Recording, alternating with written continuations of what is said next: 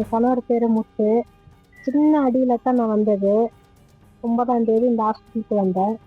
வந்ததோட சின்ன அடி, அதுல ஒரு சின்ன எலும்பு ஃப்ராக்சர் ஆயிருக்குன்னு சொன்னாங்க.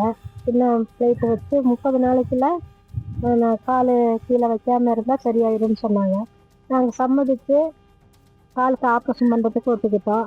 அதே பண்ணி 9வது நாள் ஃபுல்லா செப்டிக் ஆயிருச்சு. மறுபடியும் அதை க்ளீன் பண்ணி எடுக்கணும் உள்ள வச்சது அப்படின்னாங்க. அதுக்கு நாங்கள் சம்மதிச்சு கையெழுத்து போட்டோம். போட்ட பின்னாடி வெளியில பிளேட்டு கொடுத்து அந்த எலும்பு ஸ்ட்ராங்கா இருக்கணும்னு அதுக்கு சம்மதிச்சோம்.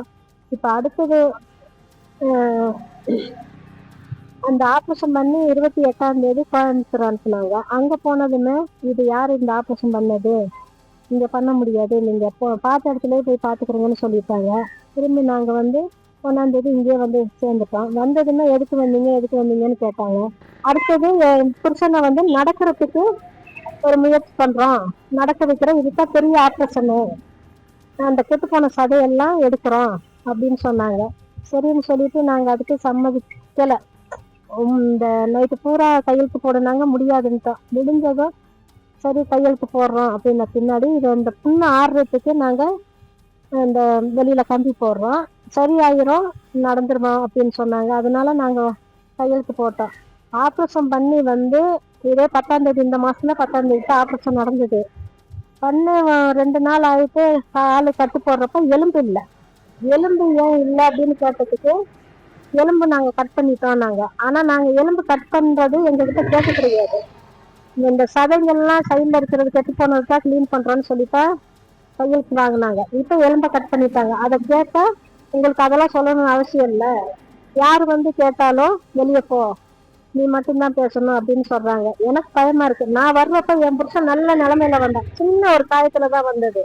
ஆனா இவ்வளவு பெருசா ஆகும்னு எனக்கு தெரியாது. ஆனா என் புருஷனுக்கு ஒண்ணு ஆச்சுன்னா நான் உயிரோட இருக்கவே மாட்டேன். ஊட்டி ஜிஹெச் மெடிக்கல் புதுசாக ஓப்பன் பண்ண மெடிக்கல் காலேஜில் தான் முத்துன்றவரை அட்மிட் பண்ணியிருக்கோம். அதோடைய அப்பா தான். அவருக்கு வந்து சின்னதாக அடிபட்டு இருந்துச்சு, காலில் படிக்கட்டில் விழுந்தது. அது வந்து இப்போ ஒரு 4 ஆப்ரேஷன் பண்ணியிருக்காங்க. இங்கேருந்து கோயம்புத்தூருக்கெல்லாம் அமுச்சு விட்டு, கோயம்புத்தூர்லேருந்து முடியாது, நீங்கள் எங்கே ஆப்ரேஷன் பண்ணீங்களோ அங்கே போயிருந்துட்டாங்க. அங்கேருந்து இங்கே வந்தோடனே சார் இங்கே டாக்டருங்க என்ன சொல்லிட்டாங்க, ஓகே நாங்கள் இங்கே அவருக்கு ஃபர்தராக இது பண்ணுறோம், ட்ரீட்மெண்ட் எடுக்கிறோன்ட்டு அம்மா கிட்ட எல்லாம் ஓகே சொல்லிட்டாங்க. சொல்லி இப்ப லாஸ்டா ஒரு ஆப்ரேஷன் பண்றதுக்கு என்ன சொல்லிருக்காங்கன்னா, மேல இருக்க ஸ்கின்னை தான் நாங்க எடுக்கிறோம், இதுல வந்து அவர் நடந்துருவாருன்னு தான் சொல்லி அவங்க கிட்ட சைன் வாங்கியிருக்காங்க. இப்ப லாஸ்டா சனிக்கிழமை தான் தெரியும், அங்க இருக்கிற எலும்பைய கட் பண்ணி எடுத்திருக்கிறாங்க. இப்ப ரொம்ப அவர் முடியாத கண்டிஷன்ல தான் இருக்காரு. அம்மா ரொம்ப மன உளைச்சல்ல இருக்காங்க. இது வந்து மெடிக்கல் காலேஜ்ல படிக்கிற பிள்ளைங்க தான், ஸ்டூடெண்ட்ஸ் தான் அவர் அட்டென்ட் பண்ணியிருக்காங்க. எக்ஸ்பீரியன்ஸ் டாக்டர் பண்ணல. என்னன்னா அவங்களுக்கு யாரும் இல்லை அப்படின்னு நினைச்சிட்டு பண்ணியிருக்காங்க சார். சரியான ரெஸ்பான்ஸ் இல்லை, இங்க ட்ரீட்மெண்ட் சரியா இல்லாத மாதிரி பண்றாங்க. எது கேட்டாலும் நீ லேடிஸ் தான், லேடின்ற ஒரு இதுல வந்து ரொம்ப இது பண்ற. 40 நாள்ல 4 ஆப்ரேஷன் சார். அவரு கண்டிஷனே ரொம்ப மோசமா இருக்கு. எங்களுக்கு நீங்க தான் ஹெல்ப் பண்ணி அவரை நடக்க வச்சு தரணும். இந்த கவர்மெண்ட் அந்த ஹாஸ்பிட்டல்ல நல்ல ஆக்ஷன் எடுக்கணும் சார்.